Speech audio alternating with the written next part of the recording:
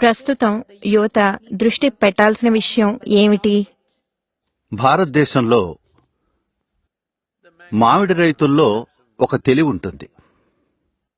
అప్పట్లో నేను కూడా మ్యాంగో ఫార్మర్నే.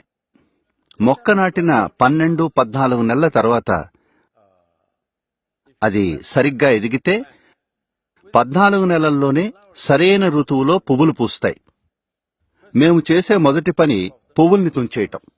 వాటిని అలా వదిలేస్తే కొన్ని మామిడి పళ్ళు వస్తాయి, కానీ పూతను తుంచేస్తాం. తరువాతి ఋతువులో వచ్చే పువ్వుల్ని కూడా తుంచేస్తాం. ఆ చెట్టుని పూర్తిగా ఎదిగేలా చూస్తాం.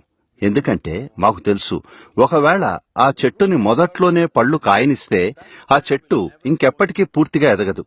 పూర్తిగా ఎదగకుండా పళ్ళు కోస్తే అది ఇవ్వాల్సినన్ని పళ్ళనివ్వదు. తర్వాత యువత గుర్తుంచుకోవాల్సిందేదే, ముందే జీవించడానికి ఆరాటపడకండి. మీరు ఎదగాల్సిన సమయం ఇది. మీ శరీరాన్ని, మనసుని, సామర్థ్యాన్ని అన్నింటినీ పూర్తిగా పెంచుకోండి. జీవించే సమయం ఎలాగో వస్తుంది.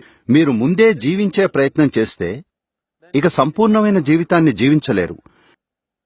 ఈ రోజున మనం దీన్ని పాశ్చాత్య దేశాల నుండి దిగుమతి చేసుకున్నాం.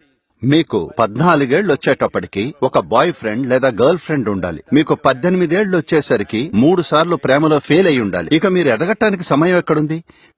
వీటికే ఎంతో సమయం, శక్తి ఖర్చయిపోతాయి. మీరు చక్కగా జీవించాలంటే ముందు మీరు వృద్ధి చెందాలి. ఎదగడానికి ఒక సమయం ఉంది, జీవించడానికి ఒక సమయం ఉంది. మీరు తొందరపడి జీవిస్తే ఇక మీరు ఎదగడం అసాధ్యం. మీరు ఎదక్కపోతే మీ జీవిత నాణ్యత, పరిమాణం విస్తరించడం అనేది ఇక జరగదు. మీకలా జరగకూడదు.